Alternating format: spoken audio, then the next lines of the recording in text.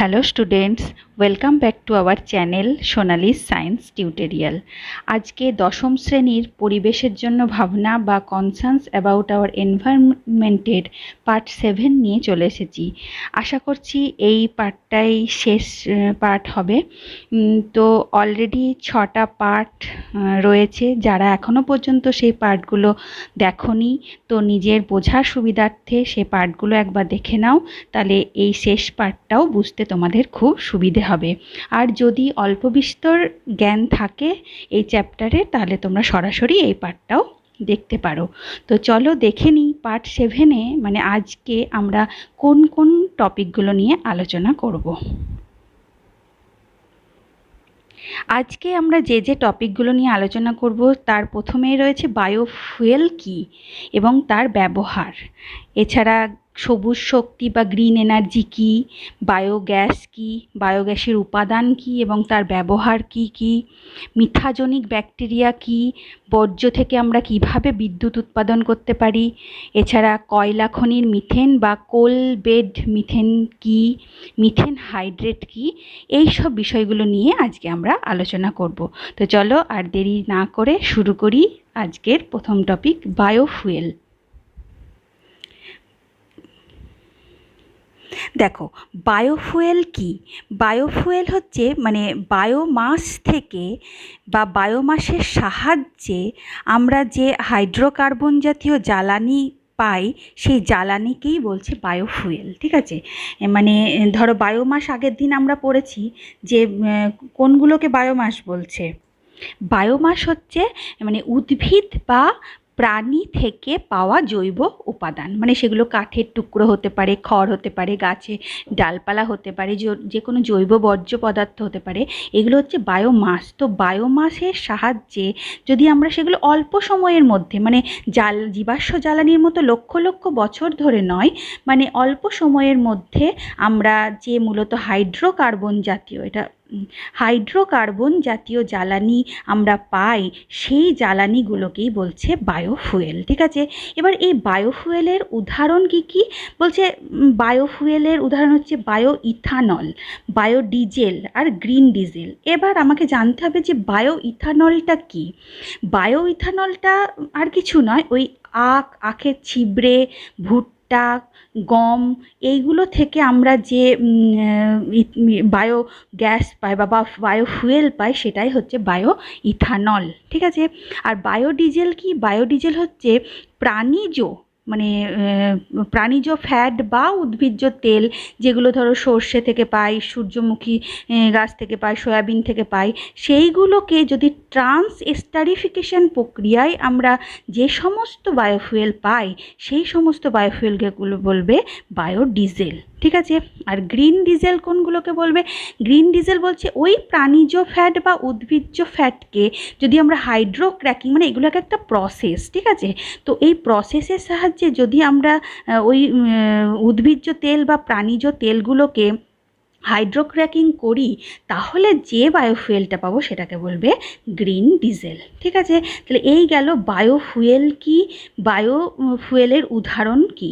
ঠিক আছে, তোমাদেরকে শুধু এইটুকু পড়লেই হয়ে যাবে যে বায়োফুয়েলটা কোথা থেকে আসছে, মানে বায়োমাস থেকে, বায়োমাসটা কি এবং তার উদাহরণগুলো কি কি। এরপরে আমরা পড়ব যে সবুজ শক্তি বা গ্রিন এনার্জি কী। তো সবুজ শক্তি বা গ্রিন এনার্জি আর কিছুই নয়, সেটা হচ্ছে যে শক্তি দূষণ ছাড়া পরিবেশের কোনো ক্ষতি না করেই উৎপাদিত হয়। ঠিক আছে, মানে এই অপ্রচলিত শক্তিগুলো যেগুলো আমরা পড়ছি, মানে অপ্রচলিত শক্তি। ঠিক আছে, যেগুলো কি করছে, আমরা ব্যবহার করছি কিন্তু পরিবেশের কোনো ক্ষতি করছি না, দূষণ ছাড়াই আমরা উৎপাদিত করতে পারছি, সেগুলোকেই বলছে সবুজ শক্তি বা গ্রিন এনার্জি বা পরিবেশ বান্ধব শক্তি। বোঝা গেছে? এগুলো খুব সোজা জিনিস এবং খুব ইম্পর্টেন্টও, একটু মন দিয়ে পড়লেই তোমরা বুঝতে পারবে বা কোশ্চেনের অ্যান্সার করতে পারবে। বায়োগ্যাস বলার আগে আমি বায়োফুয়েলের ব্যবহারটা আরেকবার বলে দিই।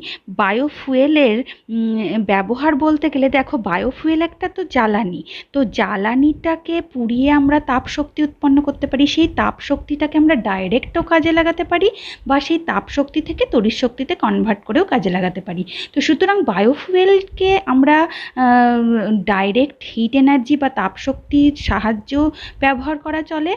এছাড়া মানে যে কোনো বায়োফুয়েল, যেমন গোবর, কাঠ, এদের থেকে যে মানে পুড়িয়ে যে শক্তি উৎপন্ন করছি বা গোবর থেকে যে গোবর গ্যাস পাচ্ছি, সেইগুলোকে কিন্তু আমরা জ্বালানি রূপে ব্যবহার করছি আমাদের দৈনন্দিন জীবনে। তো এইগুলোই বায়োফুয়েলের ব্যবহারের মধ্যে পড়ছে।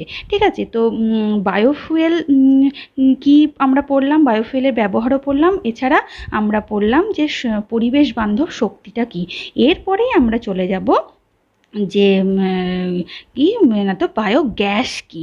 তো বায়োগ্যাস হচ্ছে জৈব পদার্থের অবাধ বিয়োজন, মানে মুক্ত অক্সিজেনের অনুপস্থিতিতে যে পচন ঘটানো হয়, সেই পচন ঘটানোর ফলে সেখান থেকে না একটা গ্যাস উৎপন্ন হয়, সেই গ্যাসের মিশ্রণকেই বলছে বায়োগ্যাস।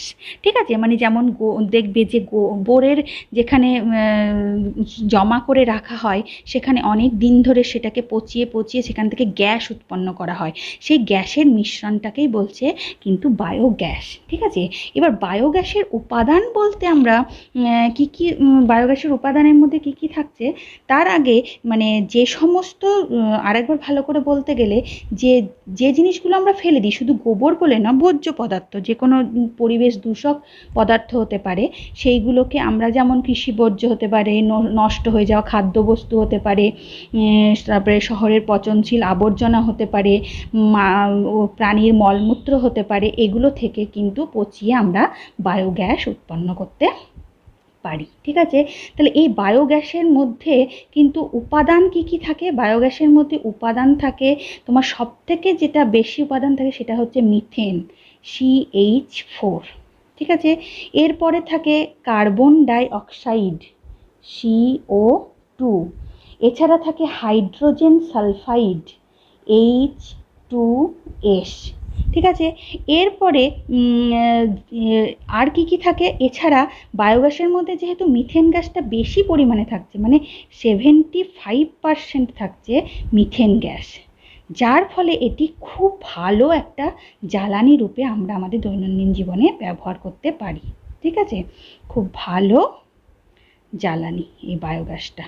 তাহলে বোঝা গেল যে বায়োগ্যাসটা জৈব পদার্থের অবাধ বিয়োজনের ফলে, মানে মুক্ত অক্সিজেনের অনুপস্থিতিতে পচন ঘটিয়ে, কি কি জৈব পদার্থ না, তো যে কোনো কৃষি বর্জ্য হতে পারে, প্রাণীর মলমূত্র হতে পারে, নষ্ট হয়ে যাওয়া খাদ্যবস্তু হতে পারে, শহরের পচনশীল আবর্জনা হতে পারে, সেই সমস্ত বর্জ্য পদার্থগুলোকে মুক্ত অক্সিজেনের অনুপস্থিতিতে যদি পচানো হয়, তাহলে সেই পচনশীল বস্তু থেকে এক রকমের গ্যাস নির্গত, এবং গ্যাসের মধ্যে অনেক রকম গ্যাস থাকে, মানে গ্যাসের মিশ্রণ পাওয়া যায়, সেই গ্যাসের মিশ্রণগুলোকেই বলছে বায়োগ্যাস। আর বায়োগ্যাসের মধ্যে কি কি উপাদান থাকছে? মেইনলি থাকছে মিথেন, 75% থাকছে মিথেন, CH4। তাছাড়া থাকছে কার্বন ডাই অক্সাইড, CO2, এবং H2S। ঠিক আছে, হাইড্রোজেন সালফাইড। যেহেতু এখানে মিথেনটা বেশি পরিমাণে থাকছে, তাই এটা খুব ভালো একটা জ্বালানি। তাহলে বায়োগ্যাস এবং বায়োগ্যাসের উপাদান আমাদেরকে ভালো করে পড়তে হবে। চলো এরপরে দেখি কি আছে। এরপরে আমাদেরকে করতে হবে বায়োগ্যাসের ব্যবহার। মানে দেখো, জ্বালানি যখন আমরা পেয়ে গেলাম, সেটাকে আমরা ইউজ করতে ভালো করেই পারবো। তো বায়োগ্যাসের ব্যবহার যদি আমরা আলাদা করে বলতে চাই, তাহলে আলাদা করে বলতে গেলে প্রথমে বায়োগ্যাসকে আমরা জ্বালানি রূপে রান্নার কাজে ব্যবহার করতে পারি। বায়োগ্যাসের ব্যবহার কি না, তো জ্বালানি রূপে রান্নার কাজে, জ্বালানি রূপে রান্নার কাজে। ঠিক আছে, এটা 1 নাম্বার। এটা তো খুব ইম্পর্টেন্ট, আমরা সহজেই লিখতে পারবো। তারপরে কি হচ্ছে, এছাড়া একে কি বলতো, পোড়ালে মানে কোনো রকম কোনো ধোঁয়ার সৃষ্টি করে না, যার ফলে এটা কিন্তু পরিবেশ দূষণও ঘটায় না। এটা খুব ভালো জ্বালানি, মানে রান্নার কাজে যখন ব্যবহার করা হয় একে শুধু পোড়ালে তাপই উৎপন্ন হয়, কোনো রকম কোনো ধোঁয়া উৎপন্ন হয় না, ধোঁয়া উৎপন্ন হয় না, যার জন্য এটা খুব ভালো জ্বালানি রূপে ব্যবহার করা হয়। এছাড়া কি করা হয়, আলো জ্বালানোর জন্য বায়োগ্যাস ব্যবহার করা হয়। আলো জ্বালানোর জন্য ব্যবহার করা হয়। ঠিক আছে, এছাড়া কি করা হয়, ইঞ্জিন চালাতে ব্যবহার করা হয়। ইঞ্জিন চালাতে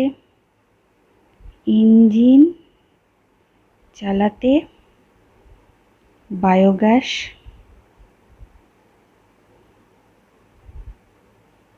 ব্যবহার করা হয়। ঠিক আছে, আর একটা কি করা হয়, আর একটা হচ্ছে বিদ্যুৎ উৎপাদন করা হয় বায়োগ্যাস ব্যবহার করে। ঠিক আছে, আর একটা কি, বায়োগ্যাস ব্যবহার করে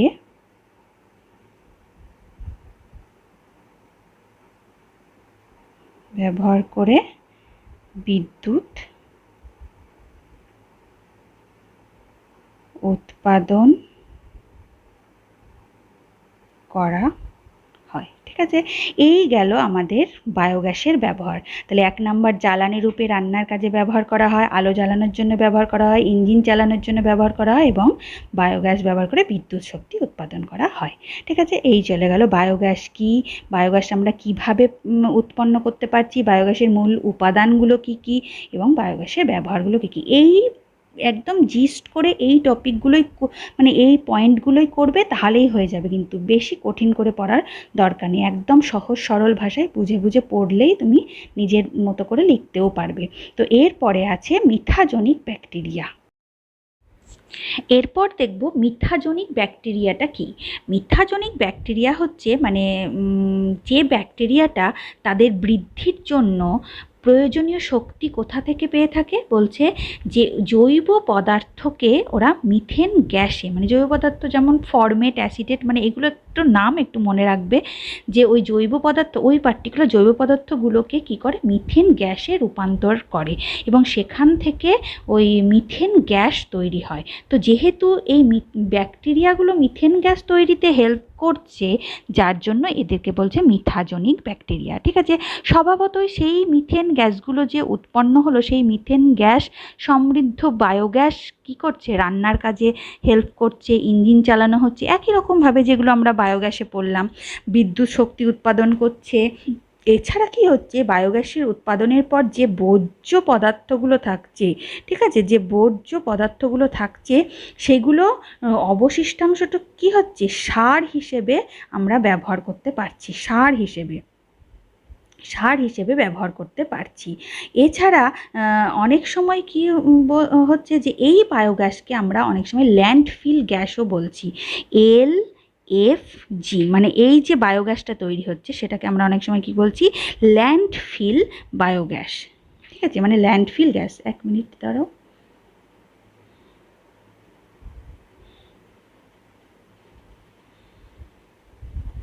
ল্যান্ডফিল বায়োগ্যাস, LFG কি বলছে, মানে এই বায়োগ্যাসটা, ঠিক আছে, যে মিথেন সমৃদ্ধ বায়োগ্যাস তৈরি হচ্ছে, ল্যান্ডফিল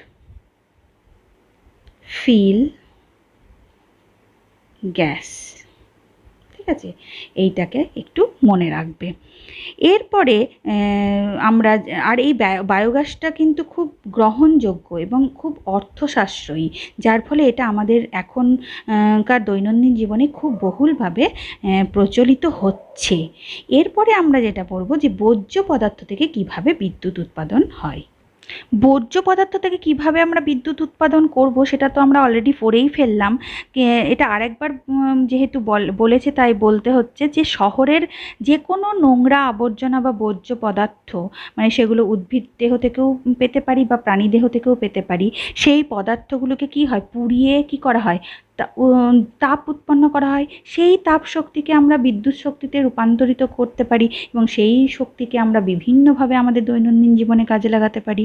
তাহলে ওই বর্জ্য পদার্থটাকে কী করা হচ্ছে? পোড়ানো হচ্ছে। বর্জ্য পদার্থটাকে পোড়ানো হচ্ছে, যার ফলে ওখান থেকে কী পাচ্ছি? তাপ শক্তি পাচ্ছি। তাপ শক্তি পাচ্ছি এবং তাপ শক্তিটা থেকে তাপ শক্তিকেও আমরা ইউজ করতে পারি বা সেখান থেকে আমরা বিদ্যুৎ শক্তিও পেতে পারি। ঠিক আছে, এইভাবে আমরা আমাদের দৈনন্দিন জীবনে বর্জ্য থেকে বিদ্যুৎ উৎপাদন করতে পারি। এরপরে আমরা পড়ব যে কোল বেড মিথেন কী। কয়লা খনির মিথেন বা কোল বেড মিথেন বা কোল সিম গ্যাস কী? তো খনিতে মানে যে কোনো খনিতে যখন কয়লাকে আমরা উত্তোলন করি তখন ওই কয়লা খনির মধ্যে যে মিথেন গ্যাস থাকে এবং সেটা যখন কয়লা অধিশোষিত করে থাকে তখন সেই কয়লা অধিশোষিত মিথেনকে মানে খনির মধ্যে কয়লা অধিশোষিত মিথেনকে বলছে কয়লা খনির মিথেন বা কোলবেড মিথেন বা কোল সিম গ্যাস, মানে বিভিন্ন নামে একে ডাকা হয়। তো এটাই হচ্ছে কোলবেড মিথেন কী। আর এর মধ্যে যেহেতু হাইড্রোজেন সালফাইড থাকে না, ঠিক আছে, থাকে না, তার জন্য এটাকে কিন্তু মিষ্টি গ্যাসও বলা হয়। একে মিষ্টি গ্যাসও বলা হয়। শুধু এই দুটো ইনফরমেশন রাখলেই হয়ে যাবে, পরীক্ষার জন্য এটুকুই এনাফ। এরপরে আমরা যেটা পড়ব সেটা হচ্ছে মিথেন হাইড্রেট কী। মিথেন হাইড্রেট কী, এটা প্রায়ই প্রশ্ন আসে পরীক্ষায়। তো এটা হচ্ছে যে উচ্চ চাপে এবং নিম্ন উষ্ণতায় মানে জলের অণু যখন জমে যায়, মানে বরফের তৈরি কেলাসাকার যে কাঠামো যখন তৈরি করে মানে যখন সেটা জমে থাকে, তার মধ্যে যদি মিথেনকে মানে আবদ্ধ করা হয়, মানে মিথেন যদি আবদ্ধ অবস্থায় থাকে ওই বরফ অণুর মধ্যে, তাহলে সেই মানে বরফ মিশ্রিত মিথেনকে তখন সামগ্রিকভাবে বলবে মিথেন হাইড্রেট। ঠিক আছে, মানে উচ্চ চাপেও হতে হবে সেটা এবং নিম্ন উষ্ণতাতে হতে হবে। সেই জলের অণুটা যখন জমে যায় এবং বরফের তৈরি কেলাসাকার কাঠামোর মধ্যে যখন মিথেনটা আবদ্ধ অবস্থায় থাকে তখন সেটাকে সামগ্রিকভাবে বলে মিথেন হাইড্রেট। ঠিক আছে, বোঝা গেছে। আর এই মিথেন হাইড্রেটটা আর কিছু বৈশিষ্ট্য আছে, যেহেতু এই বরফের মধ্যে মিথেন গ্যাস যখন থাকে এটি মানে কি হয়, আগুনের সংস্পর্শে এলে না জ্বলতে থাকে, তাই একে কি বলে? আগুনে বরফ। আগুনে বরফ বা ফায়ার আইস বলে। ঠিক আছে, বা ফায়ার আইস বলে। কেন বলে? বরফের মধ্যে থাকা এই মিথেন গ্যাসের জন্য এটি আগুনের সংস্পর্শে এলে জ্বলতে থাকে। মানে এই মিথেন হাইড্রেটটা আগুনের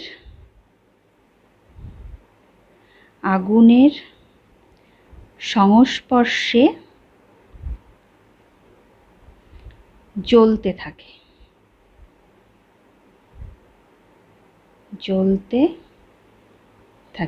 তাই একে কি বলে? ফায়ার আইস বা আগুনে বরফ। ঠিক আছে, এছাড়া এর অনেকগুলো নামও রয়েছে। এটিকে বলে হাইড্রোমিথেন বলে, হাইড্রোমিথেন। এছাড়া বলে মিথেন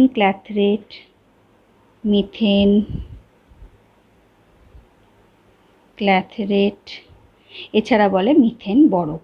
ঠিক আছে, এগুলো নামেও একে ডাকা যায়। তো অনেক ধরনের কোশ্চেনই হতে পারে এখান থেকে।